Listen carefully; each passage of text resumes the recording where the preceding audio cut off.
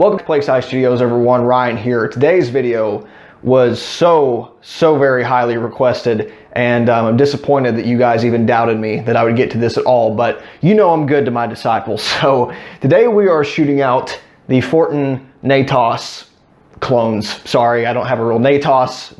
Wish I did. But we're going to be taking a look at several amps and digital recreations that try to sound like the NATAS, and seeing how, you know, they fare against each other. Of course, we don't have the real thing again to you know, compare directly, but this is more of a what sounds best, what's the best value, all that good stuff. Same thing we've done in all the other shootouts, except today, truth be told, I'm a little more invested in this one for reasons that you will see soon enough. But because of that, some of the rules have changed just slightly compared to how I've done past shootouts. So in the same way we've done before, we're going to have all of our contestants. You'll hear the blind clips, so you know you'll see amps 1, 2, 3, 4, 5, hear their respective sounds with a reamp signal, and that'll, you know, go on as normally. But we're actually going to be holding not 1, not 2, but 3 tests, because the Fortin NATAS advertises itself as being extremely well suited for both 6-string and 8-string and 7-string applications. So we're going to be using 3 different clips, meaning 3 different guitar takes. One will be 6 strings only, the next will be kind of a 7-string focused riff, and then the last will be all 8-string baritone stuff, just to get more of a you know, a larger picture on how well each version of the amplifier handles the extended range guitar stuff. Because of that, there will be some slight tweaks between each test for every amplifier, as well as the signal chain, although it's still going to be an apples to apples comparison. It's just, you know, maybe one test I have more gain, the other test has a overdrive, and each one will have a different impulse response, but still it'll be directly comparable between each independent test. The other difference is, because I'm interested in this for more recording applications, all these samples are going to be double tracked, which I don't normally do. I want to be able to hear the fine differences in the mono tracks with the other stuff, but for this, I'm really more concerned with the recording quality, as again, I think you'll become more understanding of the further we get into this test. So that's the major differences, but other than that, same old, same old. So let's get into our 5 test clips, and then we will introduce the contestants.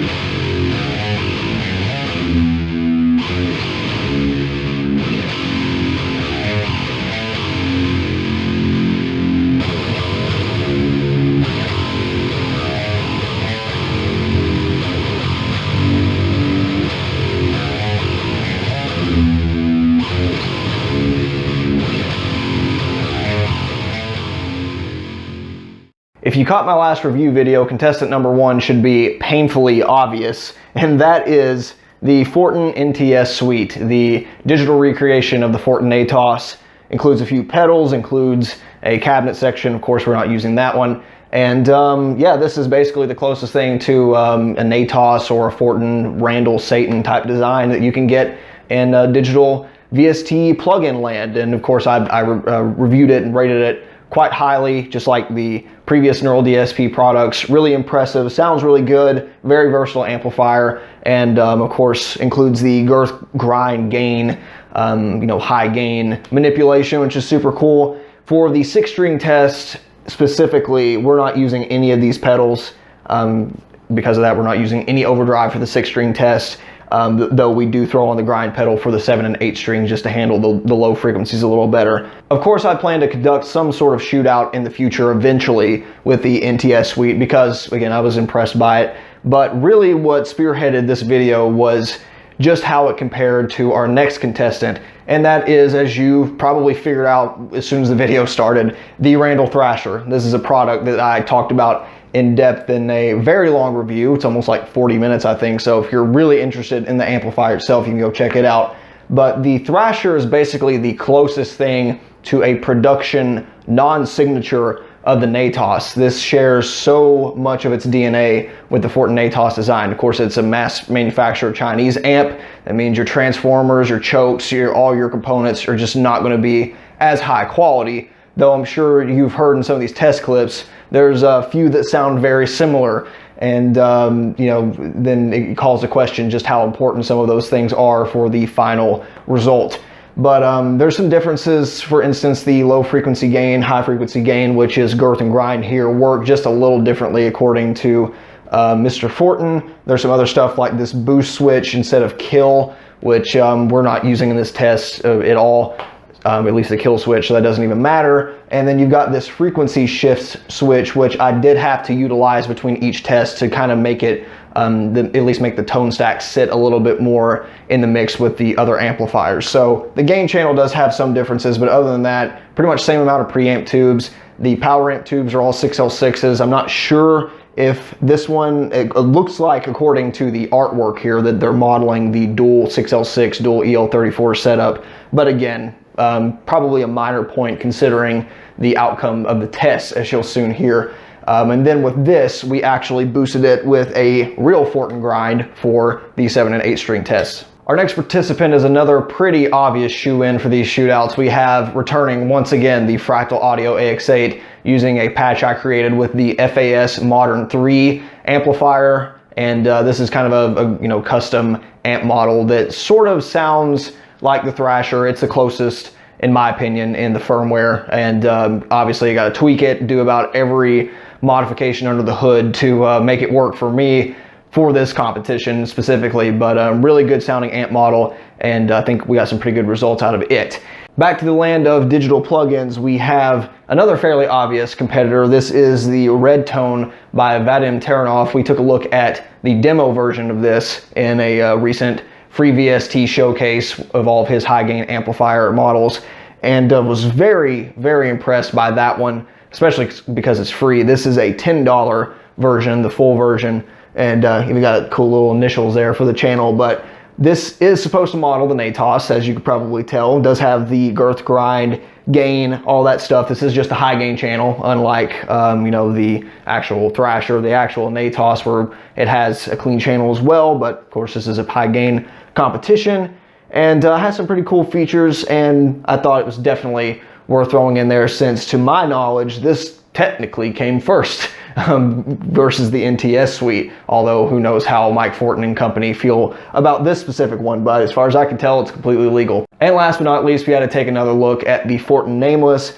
since a lot of people did buy this plugin before the NTS suite was released. There's a lot of sonic overlap between the two, although there's certainly plenty that sets the two apart. And it kind of does similar stuff, although it certainly doesn't dial in the same way that the NATAS or derivative designs would. But still, definitely worth checking out to see that, if some of you have already bought the Nameless and you're considering the NTS, you're going to be going after tones similar to this, then is it even worth it? Will this do everything you need it to do? or have you not bought either and see which one works better? So definitely thought it was worth taking another look. And with that, let's reveal which was which.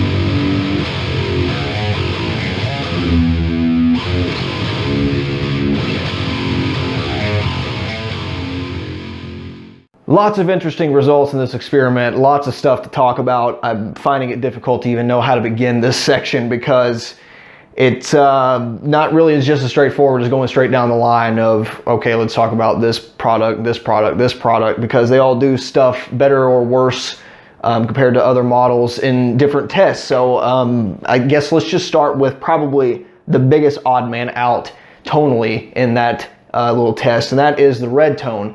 Certainly not bad sounding, but this one stuck out because I believe the tone stack is probably centered around a different frequency. This sounds much more mid-heavy, and it's set up such that you can, you know, squash the mids, but it still doesn't sound right. It still has a lot of that presence in the, you know, the vocal territory that people hear, and it sticks out, which isn't a bad thing. If you paired that with a different impulse response, maybe a darker, more scooped type of IR, then it would work fine, I have a feeling. But in an apples to apples comparison, using the same mic cabinet sound, it does stick out.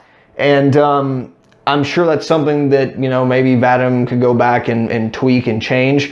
I don't think it needs change though. This is a NATAS inspiration, less so than a clone. And because of that, I feel it still has its place on the market, especially as a $10 premium product.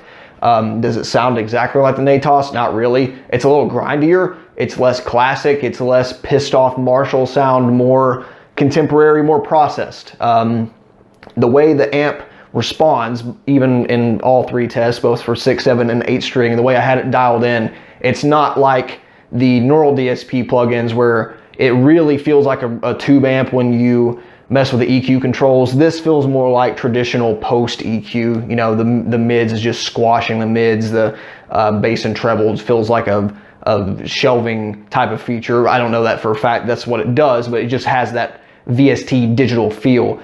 But actually playing through it, actually, you know, jamming on it, it is a really nice plugin. And for that, again, for someone that doesn't want to spend a lot of money and just likes that sort of high gain sound, it's definitely worthwhile, I think. It's just not a perfect NATAS clone. I wouldn't expect, you know, someone hundreds, thousands of miles away from where the real amp was made, doesn't have access to, you know, the actual layout of the amplifier. How would you expect someone to get any closer than this? And it does, again, it sounds good on its own right, so I have no complaints. And with the 7 and 8 string tests, it actually worked really well when boosted with just kind of my own approximation of what a grind pedal does. You know, cut the low end, boost the mid highs, and just tweak the taste. So it does work. It does sound really good.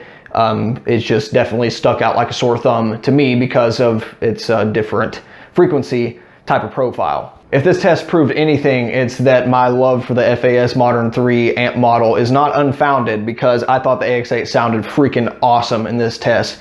Not the same, certainly I wouldn't call it a replacement or a, you know, close enough model in the Fractal firmware. I firmly believe we need Fortin amps in FAS. I know we got Spawn, we got Friedman, and as I've shown, you can get pretty damn close with those as well. But having the girth grind controls would be great, because as of the way I'm doing it, it's just throwing EQ in front, it's utilizing the cut feature, it's you know, hard clipping pedals, that sort of stuff. But tweak a little bit, and I thought it sounded really good.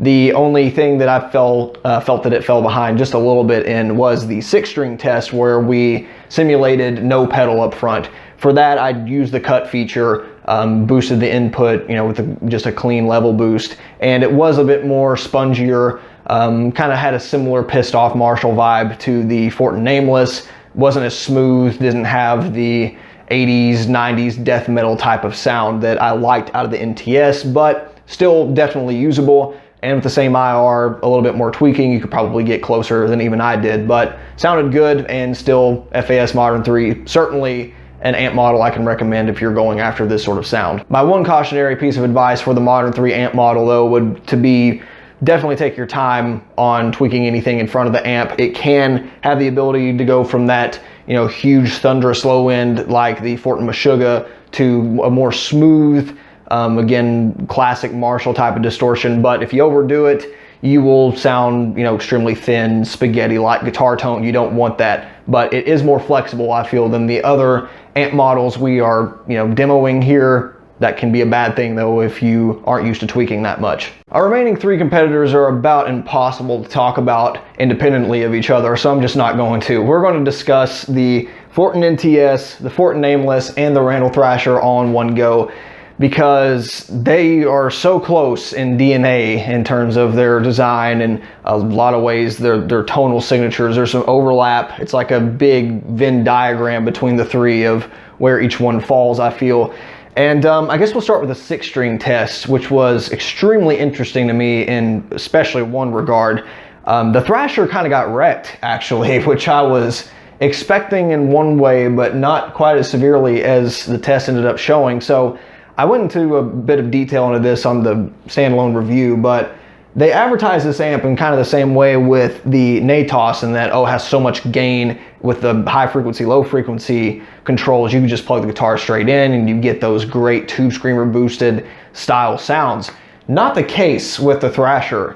It just simply does not have enough gain to my ears, to my taste, compared to the NTS. It doesn't sound bad on its own. Of course, you crank the high frequency and dial back the low frequency a little bit, and it sounds good. But once you put it up next to the NTS suite, it's just embarrassing how bad it gets overtaken. And trust me, this wasn't a problem with the signal strength of the DIs. When I was reamping, I unplugged the DI box or the reamp box and plugged in the same guitar that I recorded the signals with, and yeah, sounded exactly the same. This thing it needs more balls for a straightforward plug it in and play type of amp. Because of that, I actually had to engage the boost, which is more of a post-saturation type of gain sound. It doesn't really boost the front end as much as it does just kind of add chunk and sustain, and it's a good thing for leads, but not too useful for, you know, making it go over the top gain wise. So I was disappointed in that way, and even achieving that sort of smooth distortion that we were getting out of the NTS and sitting correctly with the amount of low end that I wanted, but still the amount of articulation wasn't as easy as I thought it was going to be either. I ended up sticking to the middle position on the frequency shift and got it mostly the way there. The NTS sounded freaking amazing, absolutely brutal. Didn't need any pedal out front. Of course, the girth grind cranked, didn't even need the kill switch. For 6 strings, sounded awesome. Completely satisfied with it, and I think the sonic profile works perfectly for that sort of death metal sound. On the other hand, the Fortin Nameless sounded absolutely massive for the 6-string test. Nothing out front, just the gain 1 and 2 controls, nearly maxed out, pull gain for, again, just a little bit more over-the-top saturation, and it's just huge. I imagine it would be a little harder to stick out in the mix in certain frequency areas, but to me, just throw up the mids a little more, and that's just like the dream guitar sound to me, which I was surprised considering how much I envy the NATAS design, and considering that you have independent depth and presence controls on the NTS, I was almost certain that the bottom end and the top end would absolutely overtake the Nameless, but that's not the case. As you see, we've got controls, almost maxed out, and it still doesn't have quite that same sort of scoop profile. So to me, I prefer the Nameless over any of them, with the Thrasher coming in last, which I was like, great, not looking good already. So with that, let's go on to our 7-string test. For this round of testing, we had the grind pedal or its digital equivalent set to around the 1 o'clock region, which is where a lot of people use it for extended range guitars. And this was a round of testing that made me think to myself, just how much does this whole mass manufacturer thing matter? Because aside from a little bit of difference in the low end articulation, which I would say has something to do with the way that I set the low frequency gain controls, or even the difference in design between the two, I literally could not tell the difference between the NTS and the Thrasher, as in closing my eyes, switching back and forth between which one was soloed. If I went fast enough and then I lost my place, I couldn't tell. I had someone else actually click the S key for me to see if I could tell when they were doing it. I did it for them, and we couldn't. Like, if you mixed these two amplifiers in a live scenario with the way they were set and just kept A-B in it, the audience wouldn't even be able to tell. I was floored when I heard that. So definitely a lot of similarities between the Thrasher and the NATAS, no doubt about that, at least the digital version.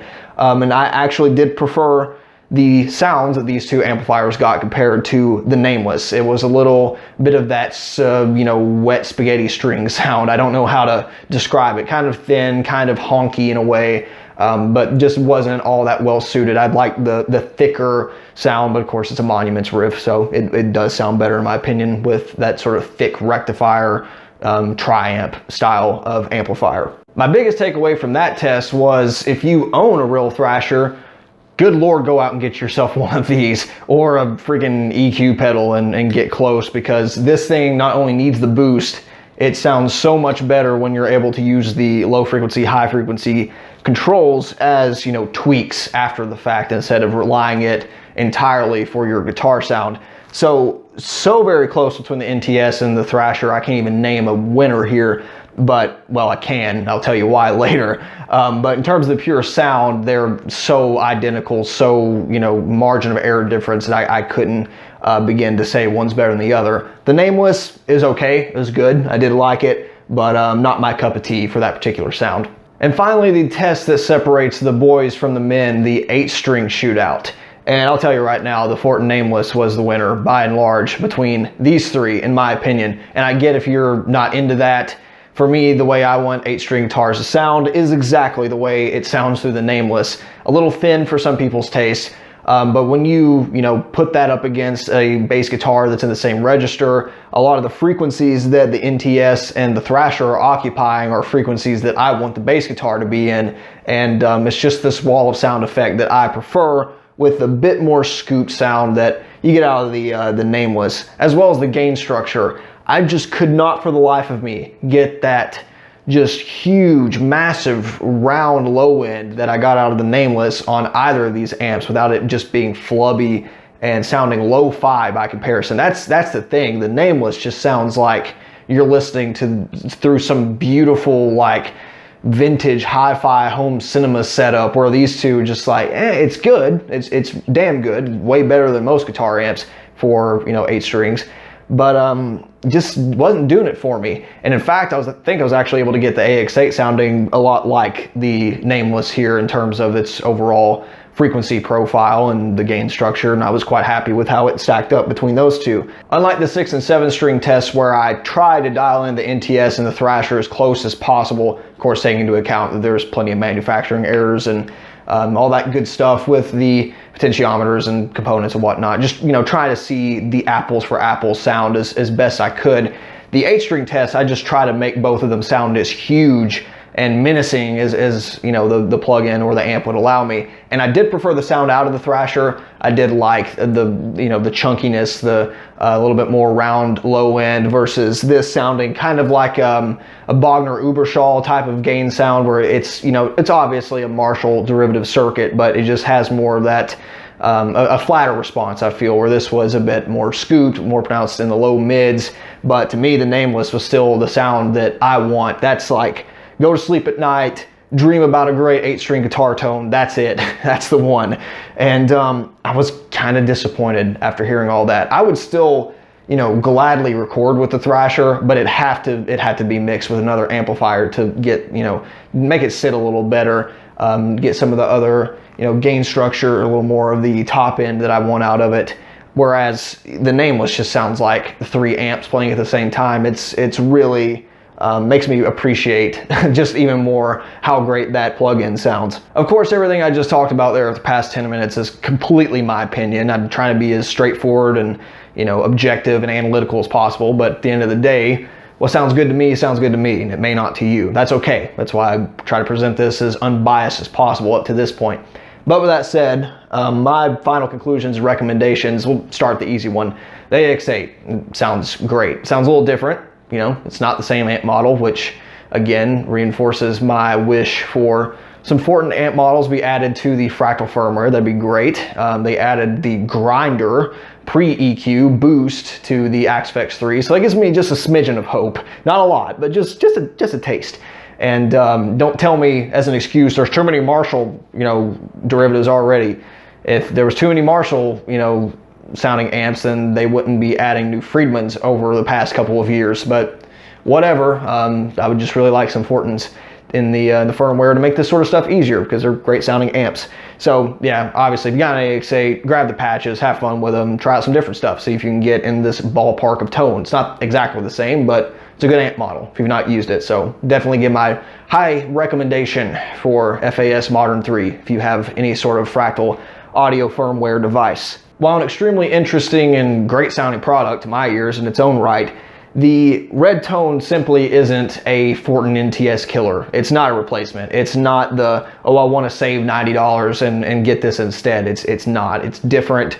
You're losing an amp channel. You don't have the collection of pedals in front of it. It doesn't come with, you know, its own IR loader or included impulse responses. So I think the $10 price point is about right, honestly. I could see 15, maybe 20 if it was like dead on, but it's simply not. So I think it has the right to exist. I think it does sound good. It's just not a replacement. It's an it's an alternative. If perhaps you're not crazy about either of these sounds, it is a great high gain sound. And I've actually, the same way that I've done with all these plugins, I've plugged it into the effects return as well into this power amp here through real cabinets, you know, done some tweaking, and it sounds awesome in the room.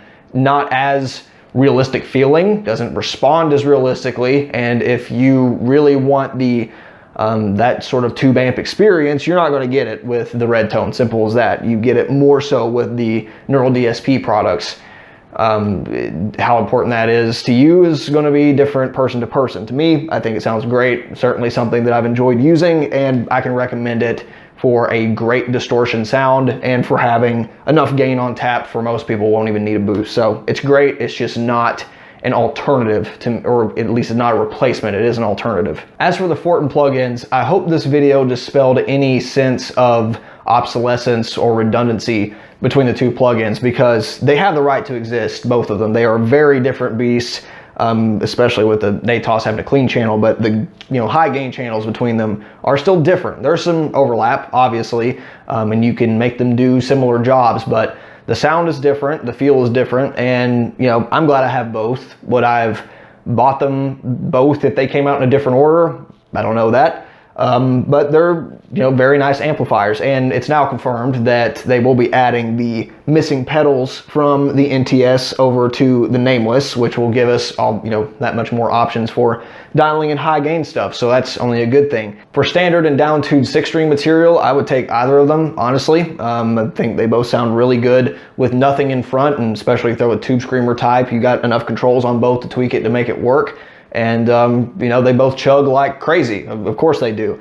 For more single note action 7-string type range material, I lean towards the NATAS just a little bit, though I'm sure that I could reevaluate the way I dial in the Nameless and get very similar results out of that and still retain that scoop sound I like. For 8 strings, no competition for me. I still like the Meshuggah signature sound. That simple. It's unfortunate. I get some great sounds out of the Thrasher, especially when it's cranked and especially in direct sounds. But yeah, I'm just that much more impressed with the Nameless. So here's what I can't recommend. I cannot recommend you get a 120 watt head of this thing. Just don't. You know, they got the 50 watt. If you need something to play out loud, if you know, need a real amplifier to track, or you're actually playing in a band or something, you know, it has its merits, I think. But these things are running around the $900, you know, range used. If you're just recording, especially if you're in an office or bedroom like I am, this thing is just so overkill, and it doesn't sound as good for the way I want it to.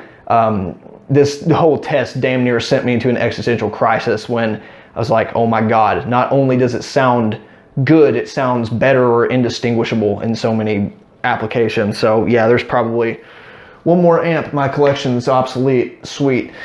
And like I said in the NTS review, if you are at all going for that Mike Fortin sound in a recorded environment and you don't mind the idea of VST plugins, these two are the cheapest, most efficient ways, most convenient ways to do it.